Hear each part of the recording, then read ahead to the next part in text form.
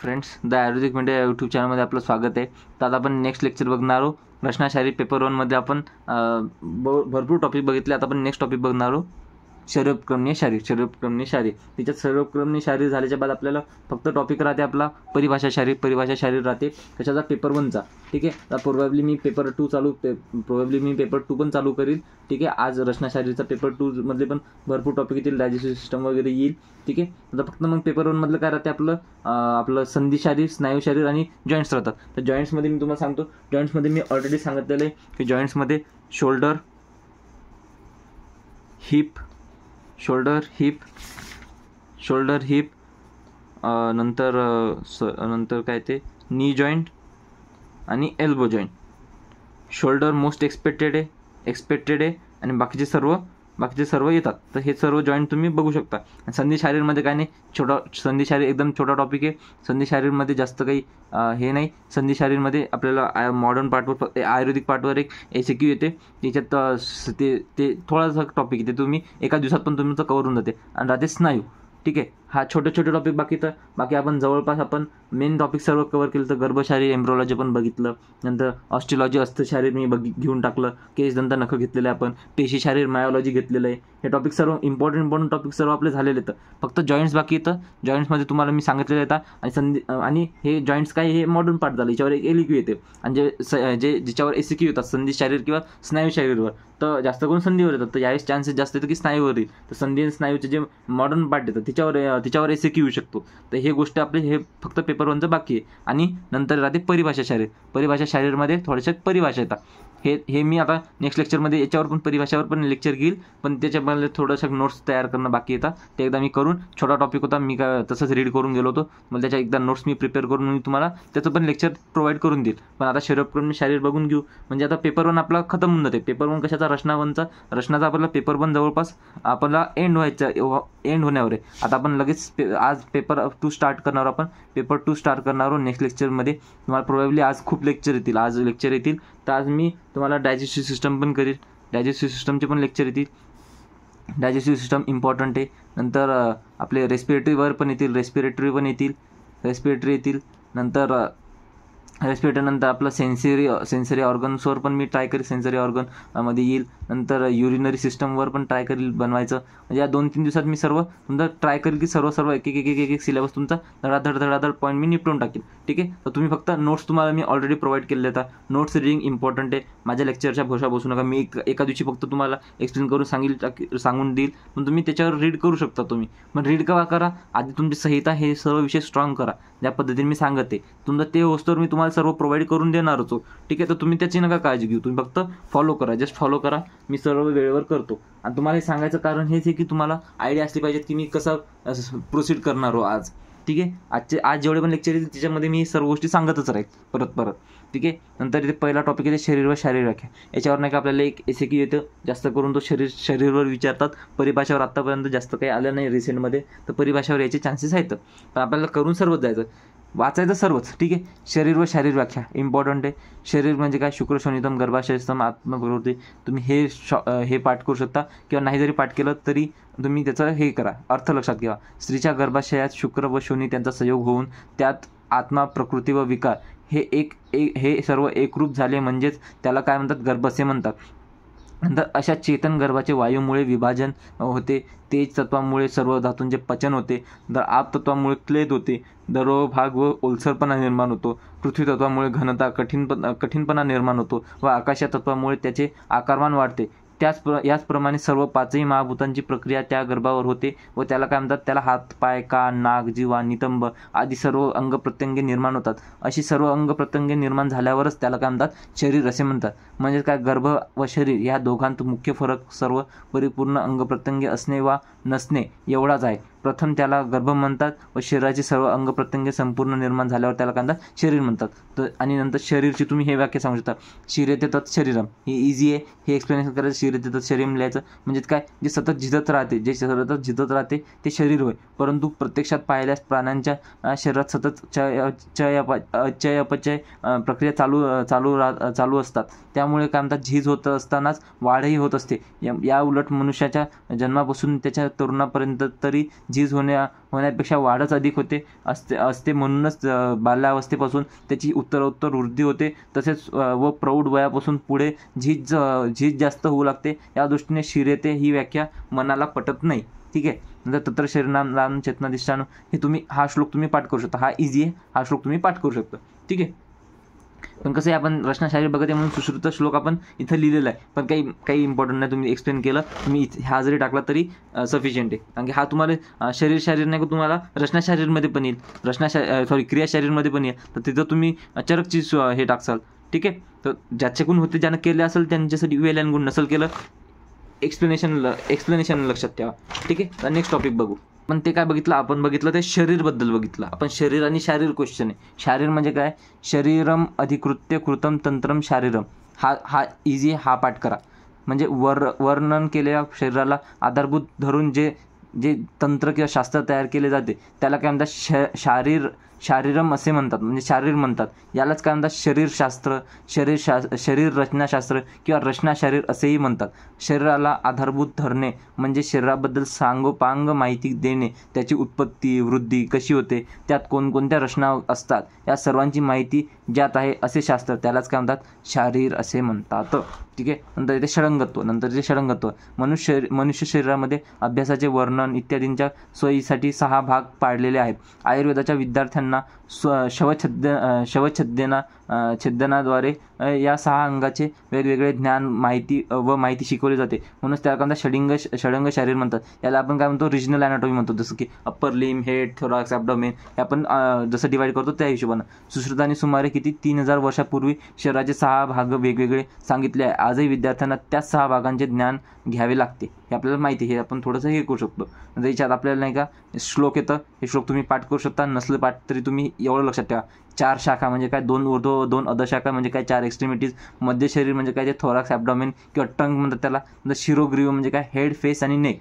ठीक आहे. Head, neck आणि हेड, नेक. ठीक आहे. नंतर याला काय म्हणतात, त्याला म्हणतात उत्तम अंग. ठीक आहे. नंतर ते षडंग शारीर म्हणजे काय, दक्षिण ऊर्ध्व शाखा याला राईट हँड म्हणतात, वाम ऊर्ध्व शाखा लेफ्ट हँड म्हणतात, दक्षिण अधः शाखा म्हणजे राईट लेग, वाम अधः शाखा म्हणजे लेफ्ट लेग. नंतर इथे मध्य शरीर किंवा अंतराधी म्हणजे काय, ट्रंक. शीर आणि ग्रीवा, जत्रुर्ध्व अंग म्हणजे काय, हेड. हे सर्व काय येतं, हे सर्व आपले षडंगत्व आहे. ठीक आहे. नंतर येते शरीरशास्त्र विभाग. शरीरशास्त्र विभाग काय, शरीर रचनाशास्त्राच्या दृष्टीने त्यातील सूक्ष्म रचनांचा अभ्यास करण्याच्या दृष्टीने एकसारखी लक्षणे असणाऱ्या, प्रकारचेच विशिष्ट कार्य करणाऱ्या अवयवांचा आणि रचनांचा एक समूह मानला आहे.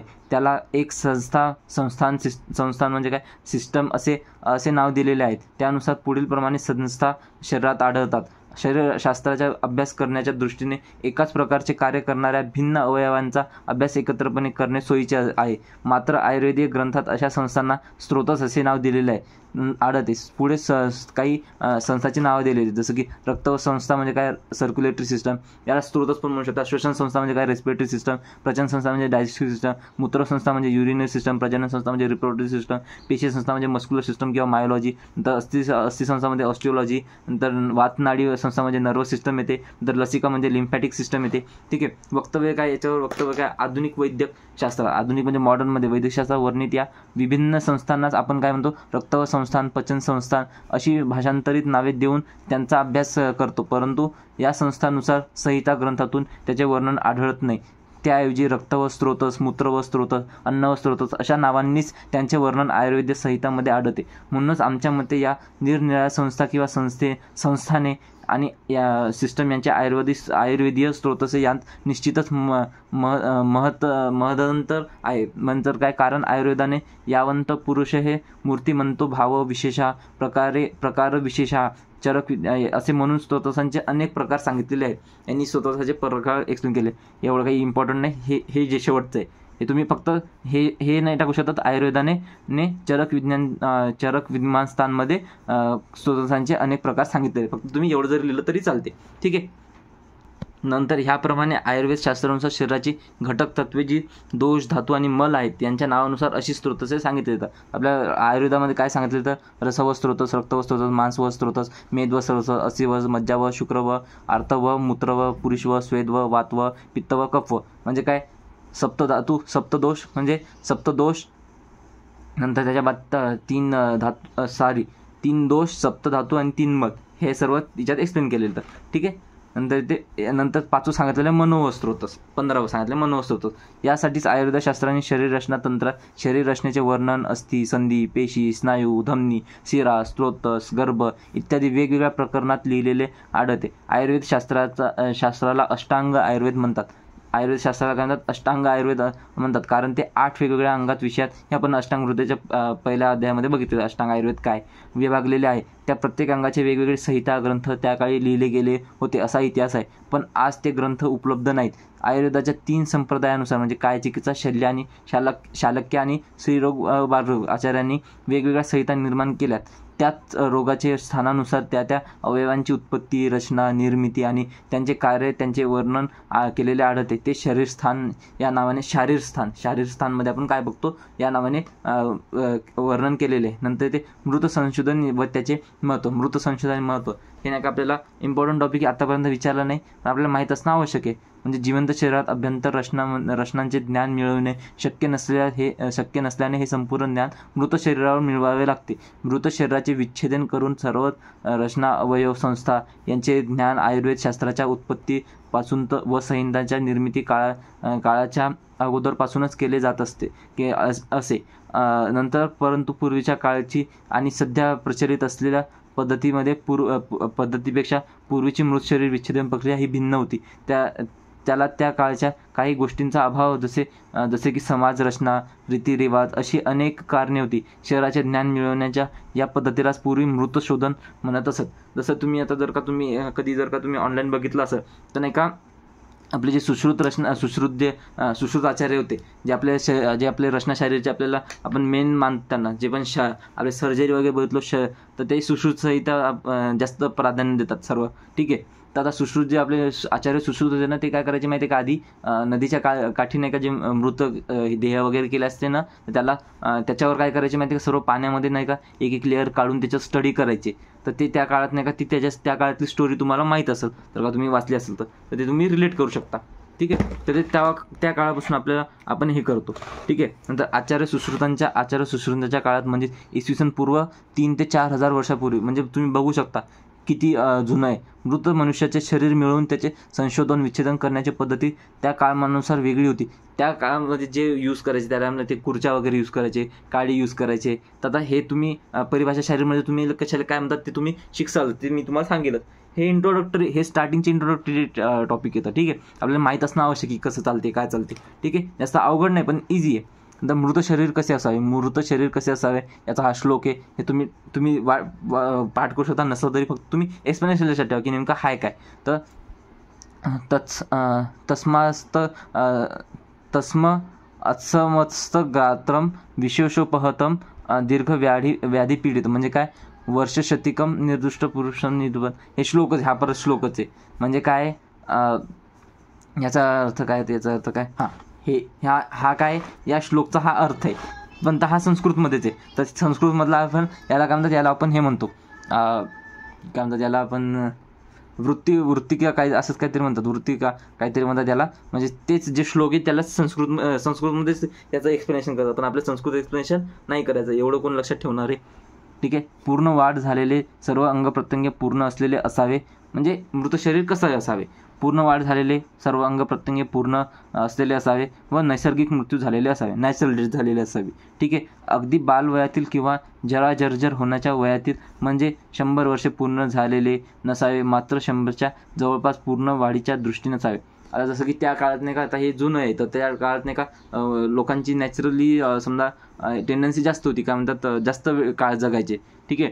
तर त्यानुसार सांगितलं. फक्त त्याचं म्हणणं काय की जे एकदम तुम्ही लहान बालाचं जर का याच्यावर मृत संशोधन करता त्याचे पूर्ण अवयव डेव्हलप झालेले नसतात, त्यात तुम्ही प्रत्येक ऑर्गनची स्टडी नाही करू शकणार. आणि जास्त जर का हे झाले असेल, एजेड पर्सन जर का घेसाल, ओल्ड पर्सन जर घेसाल, तर त्याच्यामध्ये नाही का डिजनरेट झालेलं राहतं, त्याच्यात काही अवयव नष्ट झालेले राहतात. म्हणून नाही का जे मिडल एज पर्सन राहतात ना, त्यांची बॉडी जास्त प्रिफर केली जाते. कशासाठी, म्हणजे कॅडावर म्हणून किंवा आपल्याला शिकायसाठी. ठीक आहे. विषबाधा अगर व्याधीने मेलेले नको, म्हणजे काय, म्हणजे जहर वगैरे काही म्हणजे पॉयझनवर डेथ नसो. ठीक आहे. असे मृत शरीर घेऊन त्याचा अंतात्रिक पुरुष काढून नंतर कुश, वल्कल, छन, पट्ट, वस्त्र, लता यांनी आवळून बांधलेले व झाकलेले ठेवावे. गावाबाहेरच्या नदीत वाहते पाणी असेल त्यात एका लोखंडी अकर लाकडी पिंजऱ्यात ठेवून प्रकाश नसेल अशा जागी पिंजरा गावाबाहेर वाहत्या पाण्यात ठेवावा. काही दिवसांनी ते शरीर कुजल्यावर सडल्यावर त्याच्यावरील वस्त्र, पट, लता आदींचे आवरण काढून टाकून कुशा, वेणू, वल्कल यांच्या केलेल्या कुंचल्याने ब्रशने हळूहळू त्वचेवरचे लेखन करावे, खरवडावे, घासावे. शरीर सडलेले असल्याने त्वचेचे पातळ स्तर एकामागून एक निघतील. असेच करीत राहिल्यास मांस, शिरा, धमनी, नाडी, स्नायू इत्यादी रचना दिसतील व सर्वात शेवटी अस्थि व अस्थिसंधी दिसतील. म्हणूनच त्या काळी अस्थि हा गंभीर धातू मानला गेला आहे. ठीक आहे. तर आता तुम्ही जर का बघितलं तर हे काय करत येतं, आपण जेव्हा हे करतो तर आपण नाही का स्कॅल्पलनं आपण नाही का, तुम्ही आता फर्स्ट इयरला तुमचं डायसेक्शन झालं तसं, तर स्कॅल्पलनं आपण एक लेअर काढतो, लेअर काढतो, नंतर आपण मसल काढतो, नंतर आपल्या लिगामेंट्स येतात, नंतर एकदम आतमध्ये आपल्याला बोन्स दिसतात. ठीक आहे. तर शिरा, धमनी म्हणजे काय येतात, आर्टरी दिसतात, व्हेन दिसतात, आपल्याला वेगवेगळ्या हे दिसतात, स्रोत दिसला. तर हे सर्व काय येतं, हे सर्व नाही का आधी पण सांगितलेलं आहे ह्या पद्धतीनं. फक्त विषय कसं होतं त्या आता आपल्याकडं स्कॅल्पल वगैरे त्या टाईमला त्यांनी कसं सांगितलं, लेअर काढायची असेल तर त्याच्यात पाणी ठेवा म्हणजे ते लेअर एक काढायला सोपं होतील. आता त्या टाईमला हे नव्हतं म्हणून त्यांनी काय म्हणलं, आता आपल्याकडे आता स्कॅल्पल आहे, त्या टाईमला स्कॅल्पल नव्हतं, मग ते काय करायचे, लोखंडी किंवा याच्या त्याला काय म्हणतात, हे करायचे आपले जे हे कुंचल्यान म्हणजे काय, कशाच्या याच्या म्हणजे काडीचं जे कुंचलं असतं ना त्याला कुंचला म्हणतात. तर काडीनं ते खरवडं एक हे करायचे, एक अभ्यास करायचे. कारण की त्या काळात साधन नव्हते ना तसे, पण ते त्या काळात पण ते स्टडी करायचे. तर हे तुम्ही लक्षात ठेवा. हे फक्त आपल्याला सांगितलेलं हे इम्पॉर्टंट आहे. कशाच्या दृष्टीनं, आपल्या नॉलेजच्या दृष्टीनं येऊ शकते, आलं तर आपल्याला लिहिता आलं पाहिजे. ठीक आहे. याप्रमाणे लास्ट टॉपिक नंतर याप्रमाणे सर्व शरीरातील अंगप्रत्यंग, रचना, अवयव यांचे प्रत्यक्ष ज्ञान करून घेत असत. आधुनिक काळात विज्ञानात झालेल्या प्रगतीनुसार मृत शरीराचे त्याच्या शरीरात निरनिराळी संरक्षक द्रव्ये प्रविष्ट करून प्रथम संरक्षण केले जाते. त्याचसोबत धमनी, शिरा आदी रचनांचे व्यवस्थित ज्ञान होण्यासाठी त्या विशिष्ट रचनांचे रंजनही केले जाते. त्यामुळे मृत शरीर सडत नाही, कुजत नाही. आपण फॉर्मॅलिनमध्ये ठेवतो ते सांगितलेलं आहे. नंतर षडंगानुसार एक अंगाचे वृद्धिपत्र व संदंश यंत्र यांच्या साहाय्याने विच्छेदन करून त्वचेपासून तो आतील सर्व रचनांचे प्रत्यक्ष ज्ञान करविले जाते. कारण पुस्तकी ज्ञान हे मार्गदर्शनात्मक असते व प्रत्यक्ष ज्ञान हेच खरे ज्ञान होय. त्यासाठी पुढे दिलेल्या द्रव्यांचा उपयोग संरक्षणार्थ म्हणजे जे कॅडावर आहे ना त्याला कसं प्रिझर्व करायचं त्याच्याबद्दल आपल्याला फक्त थोडी माहिती सांगितलेली आहे. जास्त हे करायचं नाही, एकदा रीड करून घ्यायचं. ठीक आहे. तर हे सांगितलेलं संरक्षण द्रव्य कसं असलं पाहिजेत, फॉर्मॅलिन किती प्रमाणे असलं पाहिजे, हे किती प्रमाणात असलं पाहिजे हे तुम्ही वाचून घेऊ शका. ठीक आहे. आणि नंतर हे सर्व तुम्ही पहा. हे सर्व माझ्याशिवाय तरी काही एक्सप्लेन करण्यालायक नाही. हे लास्ट टॉपिक हे तुम्ही वाचू शकता. तुम्हाला मी नोट्स प्रोव्हाइड करून देईल, तुम्ही रीड करून घ्यायचा. ठीक आहे. जे महत्त्वाचं आहे ते मी तुम्हाला अंडरस्टँडिंगसाठी सांगितलं. आता हे तुम्ही वाचू शकता. मी वाचून टाईम पास करणं त्याच्यात फायदा नाही. आपल्याला सिलेबस पण कम्प्लीट करायचा, आपल्या सर्व गोष्टी कव्हर पण करायच्या. ठीक आहे. आता आपण नेक्स्ट लेक्चरमध्ये भेटू. ठीक आहे. तर आता नेक्स्ट लेक्चर आपलं राहील पेपर 2. पेपर 2 मध्ये आपण मॉडर्न टॉपिक स्टार्ट करणार, डायजेस्टिव्ह सिस्टम वगैरे, ज्यात तुम्हाला सर्वांना जास्त प्रॉब्लेम येतात. ठीक आहे. आपण नेक्स्ट लेक्चरमध्ये भेटू. तर स्टडी करत राहा. सर्व लेक्चर तुम्हाला वेळेवर भेटतील. सर्व गोष्टी मी प्रोव्हाइड करत आहे. फक्त तुमचं काम म्हणते फॉलो करणं. तुम्ही फक्त फॉलो करा. सिस्टम व्यवस्थित मी प्रोव्हाइड करून देते, तुम्हाला सर्व गायडन्स देते. तुम्हाला एवढं प्रॉपर प्लॅनिंगसह एकदम ॲक्युरेट गायडन्स तुम्हाला कुठंच भेटणार नाही. तुम्हाला मी प्रोव्हाइड करत दे. तुम्ही फक्त फॉलो करा आणि ट्रस्ट ठेवा. तुम्हाला सर्व गोष्टीत पॉझिटिव्ह रिझल्ट भेटत. तुम्हाला एक कॉन्फिडन्स येईल. तुम्हाला पेपराच्या आधी जेव्हा तुम्ही ओल्ड पेपर सॉल्व्ह करसाल तुम्हाला एक कॉन्फिडन्स येईल की नाही आपण पेपर लिहू शकतो. आणि मी लास्ट लेक्चरमध्ये पण पदार्थाचं लेक्चर घेतलं, त्याच्यामध्ये पण मी तिच्यात एक गोष्ट सांगितली होती की आपण संदर्भ कसा प्रस्तावना कशी लिहायची, आन्सर कसं लिहायचं, निष्कर्ष कसा लिहायचा. आता ह्या गोष्टी तुम्हाला आधी कळणार नाहीत, पण जर का तुम्ही ऑब्झर्व करणं चालू केलं तर रायटिंगमध्ये तुम्ही पेपरमध्ये नाही का तुम्ही आन्सर असं लिहिसाल ना, जे फिक्स एलएक्यू येत ना ते इतक्या चांगल्या पद्धतीने तुम्ही लिहिसाल की त्यात तुम्हाला मॅक्सिमम स्कोअर होईल. म्हणजे तुमचं एखादं तुमचं थोडंसं MCQमध्ये हो किंवा SCQमध्ये बजेट हल्लं जरी, आणि SCQमध्ये पण नाही का मी तुम्हाला ही पद्धत सांगते तर या पद्धतीने काय होईल, तुम्ही SCQमध्ये तुम्हाला काही आलं जरी नाही, आणि सर्व सब्जेक्टसाठी कॉमन पद्धत आहे. SCQमध्ये तुम्हाला काही आलं जरी नाही तरी तुम्ही नाही का संदर्भ लिहू शकता, प्रस्तावना लिहू शकता. प्रस्तावनामध्ये काहीच नाही, तेच क्वेश्चनशी रिलेटेड थोडीफार माहिती टाकून हे लिहायचं. त्याच्यामध्ये नाही का आपले काही कॉमन श्लोक पण येतं. स्वस्थस्य स्वास्थ्य रक्षणाम आतुरस्य विकार प्रशमनम च. हा श्लोक सर्वांनी पाठ केलेला राहतो, हा सर्वांना माहीत राहतो. फक्त हे वापरायचं कुठं कुठं नाही वापरायचं, कसं वापरायला पाहिजे, कुठं वापरायला पाहिजे. तर मी तुम्हाला जे आता लोक नाही का अवांतर पेजे लिहितात, काही पण लिहितात, वेटेजनुसार टाईमनुसार. तुमच्याकडे टाईम आहे का तुम्हाला सर्व क्वेश्चन अटेम्प्ट करायचे, लेंदी पेपर आहे, सर्व टॉपिक लिहिले पाहिजेत आणि व्यवस्थित मार्क व्यवस्थित प्रेझेंट पण झाले पाहिजेत. याच्यामुळे नाही का प्रत्येक गोष्टीला वेळेनुसार करायचं. वेळेचं बंधन आहे आपल्याला दिवसभर नाही, आपल्याला 3च तास येतं. 3 तासमध्ये पण आपल्याला अर्धा घंटा तर आपला MCQच्या पेपरमध्ये जातो. म्हणजे 2.5 तासाचं आपल्याला 8 ACQ आणि 4 LEQ सॉल्व्ह करायचे. तर टाईम खूप इम्पॉर्टंट राहणार आहे. तुम्ही त्याच्यावर पूर्ण डिटेलमध्ये एक्सप्लेनेशन घेईल. तुम्ही फक्त चॅनलवर फॉलो करा, चॅनलसोबत राहा. पेपराच्या आधी पण मी तुम्हाला काही इम्पॉर्टंट गोष्टी सांगत राहील, तर तुम्ही ते फॉलो करा. ठीक आहे, आपण नेक्स्ट लेक्चरमध्ये भेटू.